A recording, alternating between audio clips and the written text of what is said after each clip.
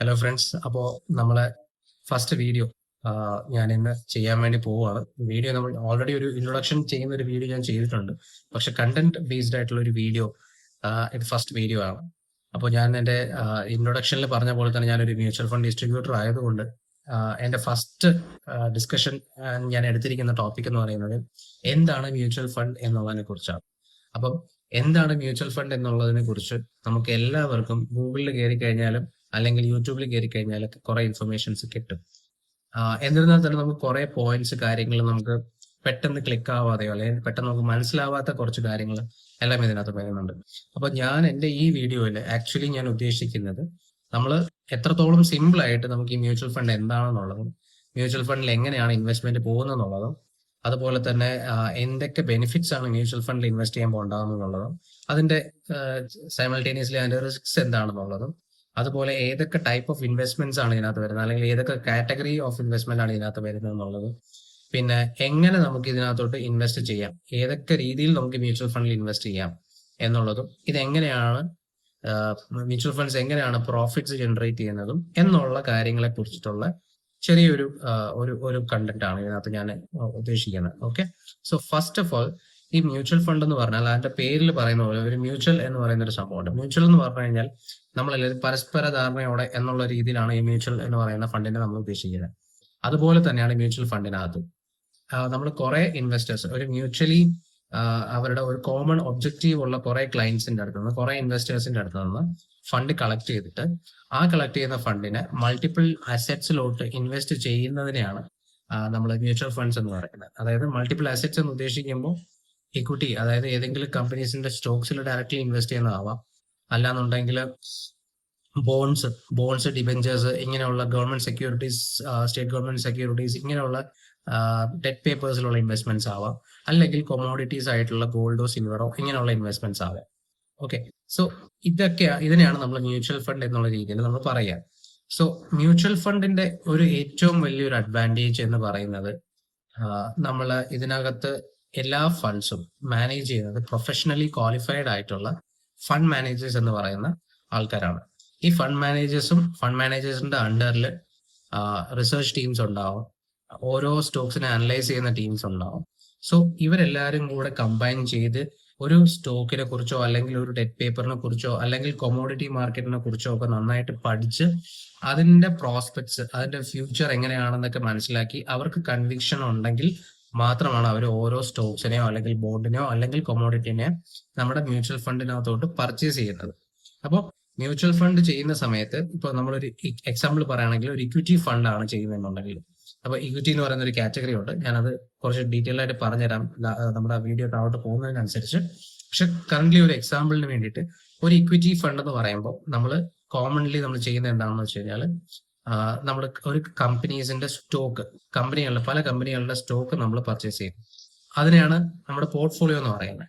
അപ്പൊ നമ്മൾ ഏതെങ്കിലും ഒരു മ്യൂച്വൽ ഫണ്ട് സ്കീമിൽ ഇൻവെസ്റ്റ് ചെയ്ത് കഴിഞ്ഞാൽ ആ ഇൻവെസ്റ്റ്മെന്റ് പോകുന്നത് ആ സ്കീമിന്റെ അണ്ടറിൽ നമ്മൾ ഫണ്ട് മാനേജർ പർച്ചേസ് ചെയ്ത് വച്ചിരിക്കുന്ന പല കമ്പനീസിന്റെ സ്റ്റോക്സിലോട്ടായിരിക്കും അതിനകത്ത് ഇൻവെസ്റ്റ്മെന്റ് പോകുന്നത്. ഒരു ഇക്വിറ്റി ഫണ്ട് ആവുമ്പോൾ പ്യൂർലി ഇക്വിറ്റി ഫണ്ട് ആണെങ്കിൽ.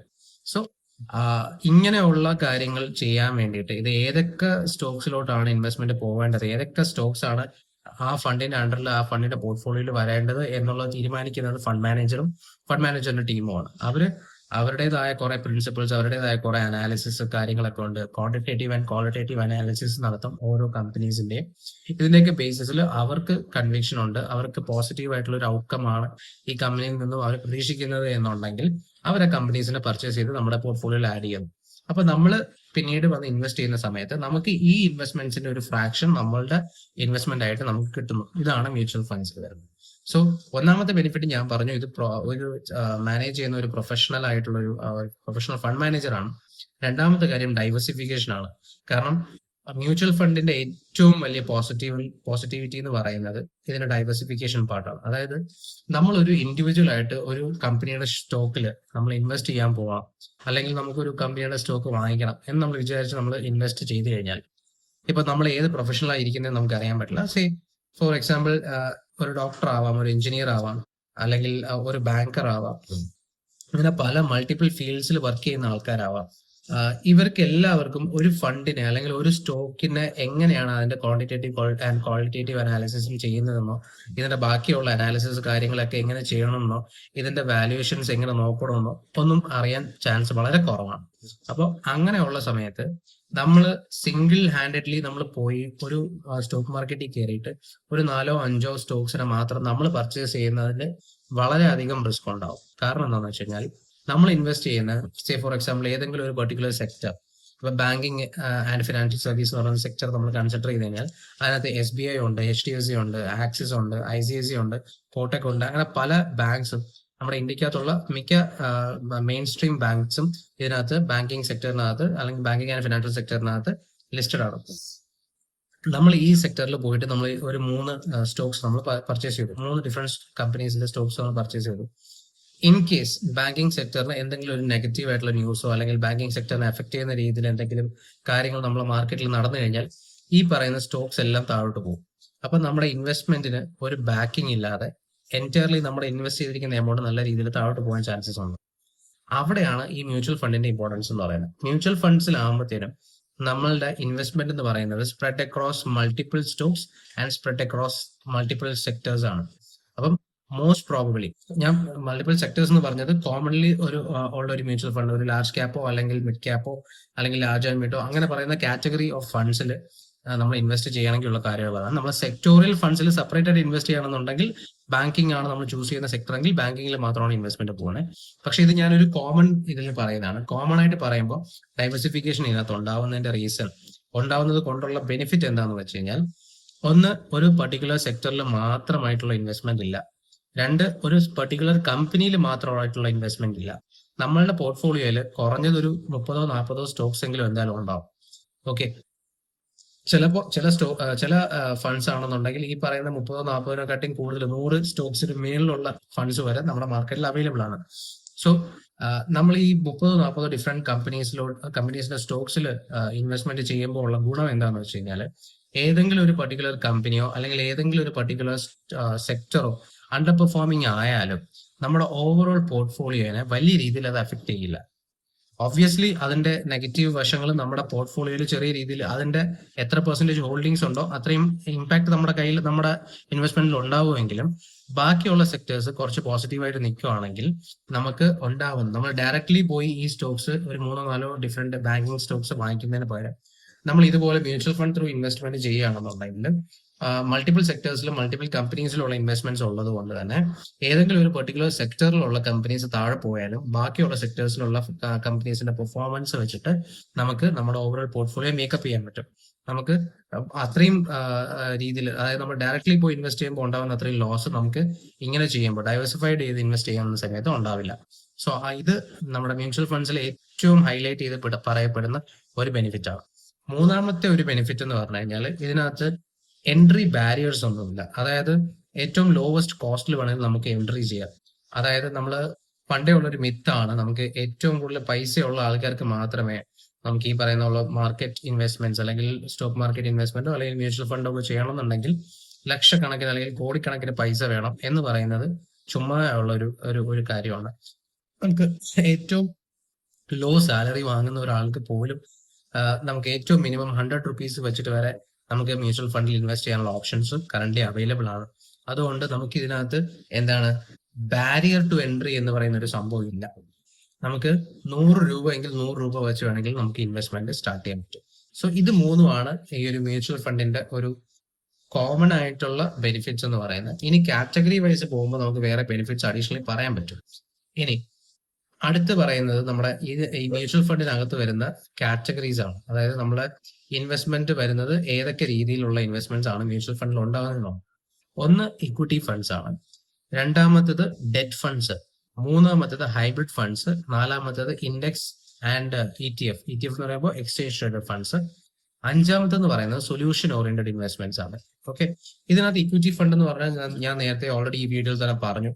ഇക്വിറ്റി ഫണ്ട്സ് എന്ന് പറയുമ്പോൾ മിനിമം 65% ഇൻവെസ്റ്റ്മെന്റ് ആണ് കോമൺലി പറയപ്പെടുന്നത്. മിനിമം 65% ഇൻവെസ്റ്റ്മെന്റ് ഇക്വിറ്റി അല്ലെങ്കിൽ ഇക്വിറ്റി റിലേറ്റഡ് ആയിട്ടുള്ള ഇൻവെസ്റ്റ്മെന്റ്സ് വരുന്നതിനെയാണ് നമ്മൾ ഇക്വിറ്റി ഫണ്ട്സ് എന്ന് കൺസിഡർ ചെയ്യുന്നത്. അതായത് ഡയറക്ട്ലി കമ്പനീസിന്റെ സ്റ്റോക്സിൽ ഇൻവെസ്റ്റ്മെന്റ് പോകുമ്പോൾ. ഇനി ഡെറ്റ് ഫണ്ട്സ് എന്ന് പറഞ്ഞു കഴിഞ്ഞാൽ പ്യുവർലി അതിനകത്ത് ഏറ്റവും ഹയസ്റ്റ് പെർസെൻറ്റേജ് ഓഫ് ഇൻവെസ്റ്റ്മെന്റ്, അതായത് 65% മേളിൽ ഇൻവെസ്റ്റ്മെന്റ്, 65% അതിന് മേളിലുള്ള ഇൻവെസ്റ്റ്മെന്റോ ഡെറ്റ് പേപ്പേഴ്സിലായിരിക്കും പോകുന്നത്. അതായത് ബോൺസ്, ഡിബെഞ്ചേഴ്സ്, അങ്ങനെയുള്ള ഡെറ്റ് സെക്യൂരിറ്റീസിലോട്ടായിരിക്കും ഇൻവെസ്റ്റ്മെന്റ്സ് ഉണ്ടാവുക. ഇനി ഹൈബ്രിഡ് ഫണ്ട്സ് എന്ന് പറഞ്ഞു കഴിഞ്ഞാൽ ഈ പേര് സജസ്റ്റ് ചെയ്യുന്ന പോലെ തന്നെ ഇക്വിറ്റിയും ഡെറ്റും കൂടെ കമ്പൈൻ ചെയ്തിട്ടുള്ള ചില കേസസിൽ, ചില ഫണ്ട്സിൽ കൊമോഡിറ്റീസും കൂടി ഇതിനകത്ത് ഇൻവോൾവ് ആവും. അങ്ങനെ വരുന്ന ഇൻവെസ്റ്റ്മെന്റ്സ്, അതായത് ഒരു മിക്സ്ചർ ഓഫ് എന്താണ് ഇക്വിറ്റി, ഡെറ്റ് ആൻഡ് കൊമോഡിറ്റി, ഇത് മൂന്നും കൂടെ മിക്സ് ചെയ്ത് വരുന്ന ഇൻവെസ്റ്റ്മെന്റ്സ് ആണ് ഈ ഹൈബ്രിഡ് കാറ്റഗറി ഇൻവെസ്റ്റ്മെന്റ്സ് എന്ന് പറയുന്നത്. പിന്നെ നാലാമത്തെ കാറ്റഗറി എന്ന് പറയുന്നത് ഇൻഡെക്സ് ഫണ്ട്സ് ആൻഡ് ETFs ആണ്. ഇൻഡെക്സ് ഫണ്ട് എന്ന് പറയുമ്പോൾ ഒരു പെർട്ടിക്കുലർ ഇൻഡെക്സ്, അതായത് നിഫ്റ്റി 50 TRI അല്ലെങ്കിൽ നിഫ്റ്റി ടോപ്പ് 100, ടോപ്പ് 50 TRI എന്നൊക്കെ പറഞ്ഞിട്ട് ഓരോ ഇൻഡെക്സ് ഉണ്ട് മാർക്കറ്റിൽ. അതായത് നമ്മൾ നോർമലി കാണുന്ന BSE സെൻസെക്സോ അല്ലെങ്കിൽ നിഫ്റ്റി 50യോ അല്ല. ഇതിനകത്ത് സബ് കാറ്റഗറീസ് പോലെ അല്ലെങ്കിൽ സബ് ഇൻഡെക്സസ് ഉണ്ടാവും, ഓരോ ഇൻഡെക്സ് ഉണ്ടാവും. അതായത് ടോപ്പ് 100 കമ്പനീസിന് ഒരു ഇൻഡെക്സ്, അത് കഴിഞ്ഞ് ടോപ്പ് 100 കഴിഞ്ഞിട്ട് 101 മുതൽ 250 വരെയുള്ള കാറ്റഗറി ഒരു മിഡ് ക്യാപ് കാറ്റഗറി ആയിട്ട് പറയും. അതൊരു ഇൻഡെക്സ് ആണ്. അപ്പൊ അങ്ങനെ പല ഇൻഡെക്സസ് ഇതിനകത്തുണ്ട്. ആ ഇൻഡെക്സസിൽ ഡയറക്ട്ലി നമുക്ക് ഇൻവെസ്റ്റ് ചെയ്യാൻ പറ്റുന്നതിനാണ്. അപ്പൊ അതിനകത്തുള്ള ആ ഇൻഡെക്സിനകത്തുള്ള എല്ലാ കമ്പനീസിലും നമ്മളുടെ ഇൻവെസ്റ്റ്മെന്റ് പോകും. സോ അങ്ങനെയുള്ള ഇൻവെസ്റ്റ്മെന്റ്സ് ആണ് ഇൻഡെക്സ് ഫണ്ട്സ് എന്ന് പറയുന്നത്. ഇനി എക്സ്ചേഞ്ച് ട്രേഡഡ് ഫണ്ട് എന്ന് പറഞ്ഞു കഴിഞ്ഞാൽ നമുക്ക് എക്സ്ചേഞ്ച് വഴി ഇൻവെസ്റ്റ്മെന്റ്, അതായത് ഈ പറയുന്ന സ്റ്റോക്ക് എക്സ്ചേഞ്ചസ് വഴി നമുക്ക് ഡയറക്ട്ലി റിയൽ ടൈമിൽ ഇൻവെസ്റ്റ് ചെയ്യാൻ പറ്റുന്ന ഒരു സംഭവമാണ് ETF എന്ന് പറയുന്നത്. ETF അല്ലെങ്കിൽ എക്സ്ചേഞ്ച് ട്രേഡഡ് ഫണ്ട് ഇൻവെസ്റ്റ് ചെയ്യാനായിട്ട് നമുക്ക് ഡിമാറ്റ് അക്കൗണ്ട് വേണം. ഓക്കെ, ഡിമാറ്റ് അക്കൗണ്ട് വഴിയാണ് നമുക്ക് ഇതിന്, കാരണം ഇത് റിയൽ ടൈം ഇൻവെസ്റ്റ്മെന്റ് ആണ്. നമ്മൾ ഇൻവെസ്റ്റ് ചെയ്യുന്ന ആ സ്പോട്ടിൽ നമുക്ക് ഇതിന്റെ ആ ETF-നകത്തുള്ള സ്റ്റോക്സ് നമുക്ക് അലോക്കേറ്റ് ചെയ്ത് തരികയാണ് നമ്മുടെ ഡിമാറ്റ് അക്കൗണ്ടിൽ. ഓക്കെ, ഇനി അഞ്ചാമത്തെ കാറ്റഗറി എന്ന് പറയുന്നത് solution oriented funds. Solution oriented funds എന്ന് പറഞ്ഞു കഴിഞ്ഞാൽ നമ്മൾ ഏതെങ്കിലും ഒരു പർപ്പസിന് വേണ്ടി, അതായത് ഒരു പെർട്ടിക്കുലർ പെക്യുലിയർ ആയിട്ടുള്ള ഒരു പർപ്പസിന് വേണ്ടിയിട്ടുള്ള ഒരു investment, say for example retirement funds അല്ലെങ്കിൽ ചിൽഡ്രൻസ് ഫണ്ട്സ്. റിട്ടയർമെന്റ് ഫണ്ട്സും ചിൽഡ്രൻ ഫണ്ട്സും ആണ് നോർമലി സൊല്യൂഷൻ ഓറിയന്റഡ് ഫണ്ട്സ് ആയിട്ട് കറന്റ് നിലവിലുള്ളത്. സോ ഈ രണ്ട് കാറ്റഗറി ഫണ്ട്സിന് അല്ലെങ്കിൽ ഈ രണ്ട് ടൈപ്പ് ഓഫ് ഫണ്ട്സിനും ഈ പറയുന്ന പോലെ ലോക്ക് ഇൻ പീരിയഡ്സ് ഒക്കെ ഉണ്ടാവാറുണ്ട്. അതായത് കുറച്ച് ക്രൈറ്റീരിയസ് ഉണ്ട്. ഇപ്പോ എന്താ പറയുന്ന ഒരു റിട്ടയർമെന്റ് ഫണ്ട് ആണെന്നുണ്ടെങ്കിൽ നമുക്ക് 60 ഇയേഴ്സിന് ശേഷം ഈ ഫണ്ട് നമുക്ക് എപ്പോൾ വേണമെങ്കിലും വിഡ്രോ ചെയ്യാന്നുള്ളതാണ്. കാരണം ഇതിനകത്തൊരു ലോക്ക് ഇൻ പീരീഡ് എന്ന് പറയുന്ന ഒരു ബാരിയർ നമുക്കില്ല. 60 ഇയേഴ്സ് കഴിഞ്ഞ് കഴിഞ്ഞാൽ നമുക്ക് എപ്പോൾ വേണമെങ്കിലും ഫണ്ട് വിഡ്രോ ചെയ്യാം. അല്ലാത്ത പക്ഷം മിനിമം 5 ഇയേഴ്സിന്റെ ലോക്കിൻ ഉണ്ട്. എനിക്കൊരു 45 വയസ്സാണ് ഉള്ളതെന്നുണ്ടെങ്കിൽ ഞാൻ ചെയ്ത 45ാമത്തെ വയസ്സിൽ ഞാൻ ഈ റിട്ടയർമെന്റ് ഫണ്ടിൽ ഇൻവെസ്റ്റ് ചെയ്ത് കഴിഞ്ഞാൽ 5 വർഷം മിനിമം എനിക്ക് മാൻഡേറ്ററി ആയിട്ട് ഈ ഫണ്ട് ലോക്കിൻ ആയിട്ട് കിടക്കും. 5 വർഷത്തിന് ശേഷം മാത്രമേ ഇതിന്റെ ലോക്കിൻ റിമൂവ് ആയിട്ട് എനിക്ക് ഈ ഫണ്ട് നമുക്ക് വേണമെങ്കിൽ വിഡ്രോ ചെയ്യാൻ പറ്റത്തുള്ളൂ. അതേസമയം എനിക്കൊരു 57 വയസ്സാണ് ഇപ്പോൾ ഉള്ളതെന്നുണ്ടെങ്കിൽ, ഞാൻ 57ാമത്തെ വയസ്സിലാണ് റിട്ടയർമെന്റ് ഫണ്ടിൽ ഇൻവെസ്റ്റ് ചെയ്തതെങ്കിൽ, എനിക്ക് എന്ന് 60 വയസ്സ് തികയുന്നോ ആ സമയം മുതൽ എനിക്ക് എപ്പോൾ വേണമെങ്കിലും ഈ ഫണ്ട് തിരിച്ച് വിഡ്രോ ചെയ്യാം. അപ്പോൾ ഇതിന്റെ കണ്ടീഷൻ ഇത്രയേ ഉള്ളൂ, മിനിമം 5 ഇയേഴ്സ് അല്ലെങ്കിൽ when the investor attains 60 years of age. അപ്പൊ ഇതിൽ ഏതാണോ ആദ്യം ഉണ്ടാവുന്നത്, ആദ്യം നടക്കുന്ന ഏതാണോ അതിനനുസരിച്ച് നമുക്ക് ഫണ്ട് ലോക്ക് ഇൻ പീരീഡ് മാറി കിട്ടും. ഇതുപോലെ തന്നെയാണ് ചിൽഡ്രൻ ഫണ്ട്സിലും വരുന്നത്. ചിൽഡ്രൻ ഫണ്ട്സ് എന്ന് പറഞ്ഞ് ഉദ്ദേശിക്കുന്നത് 18 വയസ്സിന് താഴെയുള്ള പിള്ളേരുടെ ഇൻവെസ്റ്റ്മെന്റ് ആയിട്ടാണ്, അവർക്ക് വേണ്ടിയിട്ടുള്ള ഇൻവെസ്റ്റ്മെന്റ് ആയിട്ടാണ് കൺസിഡർ ചെയ്യുന്നത്. അപ്പൊ ഇതിനകത്തും ഈ പറയുന്ന പോലെ 18 വയസ്സിന് കഴിഞ്ഞു കഴിഞ്ഞാൽ നമുക്ക് എപ്പോൾ വേണമെങ്കിലും ഈ ഫണ്ട് വിഡ്രോ ചെയ്യാം. 18 വയസ്സിന് മുമ്പാണെന്നുണ്ടെങ്കിൽ, നമുക്കിപ്പോ 16ാമത്തെ വയസ്സിലാണ് ഇൻവെസ്റ്റ്മെന്റ് സ്റ്റാർട്ട് ചെയ്തതെങ്കിൽ, എന്ന് 18 വയസ്സ് തികയുന്നോ അന്ന് മുതൽ ഈ fund lock in period free ആവും. അപ്പോൾ നമുക്ക് ലോക്ക് ഇൻ പീരീഡ് ഫ്രീ ആയത് കാരണം നമുക്ക് വേണമെങ്കിൽ വിഡ്രോ ചെയ്യാം. ഇല്ല എന്നുണ്ടെങ്കിൽ, ഇപ്പൊ എനിക്ക് 10 വയസ്സായിട്ടുള്ള ഒരു മോളാണ് ഉള്ളത്. സോ 10 വയസ്സായ മോൾക്ക് ഞാനൊരു ഇൻവെസ്റ്റ്മെന്റ് സ്റ്റാർട്ട് ചെയ്ത് കഴിഞ്ഞാൽ മിനിമം 5 വർഷം, അതായത് മിനിമം 15 വയസ്സ് കംപ്ലീറ്റ് ചെയ്യുന്നതിനോ അല്ലെങ്കിൽ എപ്പോഴാണോ നമ്മൾ ഇൻവെസ്റ്റ്മെന്റ് സ്റ്റാർട്ട് ചെയ്തിട്ട് 5 ഇയേഴ്സ് എപ്പോഴാണോ കംപ്ലീറ്റ് ആവുന്നത് ആ സമയത്ത് മാത്രമേ വിഡ്രോ ചെയ്യാൻ പറ്റുള്ളൂ. ഇവിടെയും ഈ പറയുന്ന പോലെ മിനിമം 5 ഇയേഴ്സ് അല്ലെങ്കിൽ when the child attains 18 years of age. ഇതിൽ ഏതാണോ ആദ്യം നടക്കുന്നത് അതിനനുസരിച്ച് ഫണ്ടിന്റെ ലോക്ക് ഇൻ പീരീഡ് മാറിക്കിട്ടും, നമുക്ക് വേണമെങ്കിൽ ഫണ്ട് വിഡ്രോ ചെയ്യാം. സോ ഇതാണ് സൊല്യൂഷൻ ഓറിയന്റഡ് ഫണ്ട്. ഇനി മ്യൂച്വൽ ഫണ്ടിൽ എങ്ങനെയൊക്കെ നമുക്ക് ഇൻവെസ്റ്റ് ചെയ്യാം? കോമൺ ആയിട്ട് പറഞ്ഞാലാണെന്നുണ്ടെങ്കിൽ ബേസിക്കലി 2 വഴിയിലാണ് നമുക്ക് ഇൻവെസ്റ്റ് ചെയ്യാൻ പറ്റുന്നത്. ഒന്ന് ലംസം ഇൻവെസ്റ്റ്മെന്റ്, അതായത് നമ്മളുടെ കയ്യിൽ ഒരു 5-10 ലക്ഷം ഉണ്ട്, അല്ലെങ്കിൽ 20-25 ലക്ഷം ഉണ്ട്, നമ്മൾ എത്രയായാലും കുഴപ്പമില്ല, നമുക്ക് ഇത്രയും വലിയൊരു എമൗണ്ട് ഉണ്ട്, നമുക്ക് വേണമെങ്കിൽ അതിനെ വൺ ടൈം ഒരു സിംഗിൾ ടൈം ഇൻവെസ്റ്റ്മെന്റ് ആയിട്ട് ഇൻവെസ്റ്റ് ചെയ്യാം. അതായത് ഒറ്റ ദിവസം നമ്മൾ ട്രാൻസാക്ഷൻ പ്ലേസ് ചെയ്തു, നമ്മൾ ട്രാൻസാക്ഷൻ ചെയ്തിട്ട് നമ്മൾ മ്യൂച്വൽ ഫണ്ടിൽ പാർട്ടിസിപ്പേറ്റ് ചെയ്യാം. ഇല്ല എന്നുണ്ടെങ്കിൽ സിസ്റ്റമാറ്റിക് ഇൻവെസ്റ്റ്മെന്റ് പ്ലാൻ എന്ന് പറഞ്ഞിട്ട് SIP എന്ന് പറയുന്ന ഒരു ഇൻവെസ്റ്റ്മെന്റ് ഓപ്ഷൻ ഉണ്ട്. അതായത് നമ്മളുടെ കയ്യിൽ ഇപ്പോൾ ബൾക്കായിട്ട് ഒരു എമൗണ്ട് എടുക്കാൻ, ഒരു ലംസം എമൗണ്ട് എടുക്കാൻ നമ്മളുടെ കയ്യിൽ ഇപ്പൊ ഇല്ല. പക്ഷെ എനിക്ക് സാലറി ഉണ്ട്, അല്ലെങ്കിൽ എനിക്ക് ബിസിനസ് ഇൻകം ഉണ്ട്. അതിനകത്തുനിന്ന് എനിക്ക് ഒരു മാസം ഒരു 10,000 രൂപയോ 15,000 രൂപയോ വെച്ചിട്ട് നമുക്ക് ഇൻവെസ്റ്റ് ചെയ്യാൻ പറ്റും. അങ്ങനെ ഉണ്ടെങ്കിൽ എനിക്ക് വേണമെങ്കിൽ ഒന്നോ രണ്ടോ അതിൽ കൂടുതലോ ഡിഫറെന്റ് സ്കീംസിലോട്ട് ഈ 15,000 രൂപേനെ എനിക്ക് ഇഷ്ടമുള്ള രീതിയിൽ സ്പ്ലിറ്റ് ചെയ്തിട്ട് എനിക്ക് മന്ത്ലി ഞാൻ പറയുന്ന ഡേറ്റിൽ ഇൻവെസ്റ്റ്മെന്റ് എടുക്കുന്ന രീതിയിൽ, അതായത് എല്ലാ മാസവും ഇന്ന തീയതി, ഇപ്പോൾ 5-ാം തീയതിയാണ്, എനിക്കിപ്പോൾ 2-ാം തീയതിയോ അല്ലെങ്കിൽ 3-ാം തീയതിയോ സാലറിയോ അല്ലെങ്കിൽ എനിക്ക് ബിസിനസ് ഇൻകം ഒക്കെ എന്റെ അക്കൗണ്ടിൽ കിടക്കുന്ന സമയമാണെങ്കിൽ എനിക്ക് വേണമെങ്കിൽ 3-ാം തീയതിയോ 4-ാം തീയതിയോ 5-ാം തീയതിയോ ഏത് ഡേറ്റ് ആണോ എനിക്ക് കൺവീനിയന്റ് ആയിട്ടുള്ള ഡേറ്റ്, ആ ഡേറ്റിൽ SIP നമുക്ക് രജിസ്റ്റർ ചെയ്യാം. അപ്പോൾ ഓട്ടോമാറ്റിക്കലി എവറി മന്ത് എന്റെ ബാങ്കിന്റെ അക്കൗണ്ടിൽ നിന്ന് ഓട്ടോമാറ്റിക് ആയിട്ട് ഈ ഫണ്ട്സ് ഡെബിറ്റ് ചെയ്ത് എന്റെ ഇൻവെസ്റ്റ്മെന്റിലോട്ട് ഓട്ടോമാറ്റിക്കലി പൊക്കോളും. ഞാൻ ഇതിന്റെ ബാക്കിൽ നമ്മൾ വെറിയഡായി നടക്കേണ്ട ആവശ്യമില്ല. ഓരോ സമയത്ത് ഇൻവെസ്റ്റ്മെന്റ് സെപ്പറേറ്റ് ആയിട്ട് ചെയ്യേണ്ട ആവശ്യമില്ല. ഓക്കെ, അതൊന്ന്. ഇനി രണ്ടാമത്തെ കാര്യം എന്ന് വെച്ച് കഴിഞ്ഞാൽ ഞാൻ ഈ പറഞ്ഞ പോലെ ഈ ഫണ്ട് വേണമെങ്കിൽ നമുക്ക് സ്പ്ലിറ്റ് ചെയ്തിട്ട് പല ഡിഫറെന്റ് സ്കീംസിലോട്ട് ഇടാം. അതിപ്പോ ലംസം ആണെങ്കിൽ അങ്ങനെ ചെയ്യാം. കാരണം എന്റെ കയ്യിൽ 5 ലക്ഷം ഉണ്ടെങ്കിൽ എനിക്ക് വേണമെങ്കിൽ ഓരോ ലക്ഷം വീതം 5 ഡിഫറെന്റ് സ്കീംസിൽ ലംസമായിട്ട് ഇടാം. SIP ആണെങ്കിൽ SIP ഈ മന്ത്ലി ഉള്ള രീതിയിൽ എനിക്ക് ഇൻവെസ്റ്റ് ചെയ്ത് എത്രയാണോ എനിക്ക് മന്ത്ലി ഇടാൻ പറ്റുന്നത് അതൊരു ഫിക്സ്ഡ് എമൗണ്ട് ആയിരിക്കും. ആ ഫിക്സ്ഡ് എമൗണ്ട് എനിക്ക് മന്ത്ലി ഒരു ഒന്നോ അല്ലെങ്കിൽ മൾട്ടിപ്പിൾ സ്കീംസിലായിട്ട് മാറ്റി എനിക്ക് ഇഷ്ടമുള്ള രീതിയിൽ ഇഷ്ടമുള്ള ഡേറ്റിൽ ഇൻവെസ്റ്റ് ചെയ്യാം. അതുപോലെ തന്നെ എത്ര വർഷത്തേക്ക് വേണം എന്റെ ഈ SIP എന്നുള്ളത് എനിക്ക് തീരുമാനിക്കാം. ഇല്ലാന്നുണ്ടെങ്കിൽ അതിന് നമുക്കൊരു കൺക്ലൂഷൻ ഇല്ല. അതായത് ഇത്ര വർഷം വരെ മാത്രമേ ഞാൻ ചെയ്യുള്ളൂ എന്നുള്ള ഒരു കൺക്ലൂഷൻ ഇല്ല. പോകുന്നത് വരെ പോട്ടെ എന്നുള്ള രീതിയിലാണെങ്കിൽ നമുക്ക് 30 ഇയേഴ്സ് വരെയാണ് മാക്സിമം നമുക്ക് മാൻഡേറ്റ് രജിസ്റ്റർ ചെയ്യാൻ പറ്റുന്നത്. മാൻഡേറ്റ് എന്ന് പറഞ്ഞാൽ SIP നമുക്ക് വിഡ്രോ ചെയ്ത് നമ്മുടെ ഇൻവെസ്റ്റ്മെന്റിലോട്ട് പോകുന്ന ആ ഒരു എഗ്രിമെന്റിനാണ് മാൻഡേറ്റ് എന്ന് പറയുന്നത്. ബാങ്കിൽ, നമ്മുടെ രജിസ്റ്റേർഡ് ബാങ്കിൽ സബ്മിറ്റ് ചെയ്യപ്പെടുന്ന ഒരു പേപ്പറാണത്, ഒരു കോൺട്രാക്ട് പോലെയാണ്. സോ അത് ഓട്ടോമാറ്റിക്കലി പോകും. എന്ന് വെച്ചാൽ നമുക്ക് ഈ ഒരു മാൻഡേറ്റ് നമുക്ക് ക്യാൻസൽ ചെയ്യാൻ പറ്റില്ല, നമ്മൾ പെട്ടുപോകും. അതായത് നമ്മൾ ഒരു 4-5 വർഷം കഴിഞ്ഞ് എനിക്കിപ്പോൾ സാലറി ഇല്ലാത്തൊരു സിറ്റുവേഷൻ ആണെങ്കിൽ ഞാൻ എന്ത് ചെയ്യും എന്ന് പേടിക്കേണ്ട ആവശ്യമില്ല. നമ്മളിപ്പോൾ ഒരു 30 ഇയേഴ്സിന്റെ മാൻഡേറ്റ് ക്രിയേറ്റ് ചെയ്ത് SIP സ്റ്റാർട്ട് ചെയ്താൽ പോലും നമുക്ക് എന്നാണോ മ്യൂച്വൽ ഫണ്ടിൽ അല്ലെങ്കിൽ SIP ത്രൂ ഇൻവെസ്റ്റ്മെന്റ് ചെയ്യണ്ട, എനിക്ക് ഇനി മുതൽ ചെയ്യാൻ താല്പര്യമില്ല, എന്റെ കയ്യിൽ പൈസ ഇല്ല, സോ ഞാൻ ഇൻവെസ്റ്റ് ചെയ്യുന്നില്ല, കണ്ടിന്യൂ ചെയ്യുന്നില്ല എന്ന് ഒരു സിറ്റുവേഷൻ വന്നു കഴിഞ്ഞാൽ നമുക്ക് വേണമെങ്കിൽ ആ SIP സ്റ്റോപ്പ് ചെയ്യാം. SIP സ്റ്റോപ്പ് ചെയ്യുന്നതിന് കുറച്ച് ക്രൈറ്റീരിയസ് ഉണ്ട്. ചില SIPs ഒക്കെ 10 ഡേയ്സിനകത്ത് ക്യാൻസൽ ആവുന്നുണ്ട്, ചിലതൊക്കെ 15 ഡേയ്സിന് ക്യാൻസൽ ആവുന്നുണ്ട്. ബട്ട് ബെറ്റർ നമ്മൾ ഒരു മാസം മുമ്പായിട്ട്, അതായത് ഈ മാസം 5-ാം തീയതി എന്റെ SIP പോയിട്ടുണ്ടെങ്കിൽ നെക്സ്റ്റ് മന്ത് മുതൽ എനിക്ക് പോകാൻ താല്പര്യമില്ല എന്നുണ്ടെങ്കിൽ മാക്സിമം ഒരു 5-ാം തീയതി മുതൽ 7-ാം തീയതിയോ 8-ാം തീയതിക്കോ അകമൊക്കെ നമ്മൾ സബ്മിറ്റ് ചെയ്യുന്നതായിരിക്കും എപ്പോഴും നല്ലത്. കാരണം ഒരു ബഫർ കുറച്ച് ഡേയ്സ് വെച്ച് നമ്മൾ സബ്മിറ്റ് ചെയ്യുന്നതായിരിക്കും നല്ലത്. സോ ദാറ്റ് നെക്സ്റ്റ് മന്ത് നമ്മുടെ അക്കൗണ്ടിൽ നിന്ന് ഫണ്ട് പോവില്ല എന്നുള്ള രീതിയിലാക്കാം. ഇനി വേണമെങ്കിൽ ഈ SIP എനിക്ക് അടുത്ത മാസം മുതൽ എനിക്ക് അടയ്ക്കാൻ പറ്റില്ലെന്നേ ഉള്ളൂ. ബട്ട് ദാറ്റ് ഡസൻ മീൻ എനിക്ക് അടുത്ത മാസം തന്നെ ഞാൻ ഇൻവെസ്റ്റ് ചെയ്ത ഫുൾ ഫണ്ട് എനിക്ക് തിരിച്ചു വേണം എന്ന് ഇല്ല. അങ്ങനത്തെ ഒരു സിറ്റുവേഷൻ ഇല്ല. ആ ഫണ്ട് അവിടെ തന്നെ കിടന്നോട്ടെ എന്ന് വെച്ച് കഴിഞ്ഞാൽ അത് അവിടെ തന്നെ കിടന്ന് മാർക്കറ്റ് ഗ്രോ ചെയ്യുന്നതിനനുസരിച്ച് നമ്മുടെ ഫണ്ട് വാല്യൂവും കൂടും.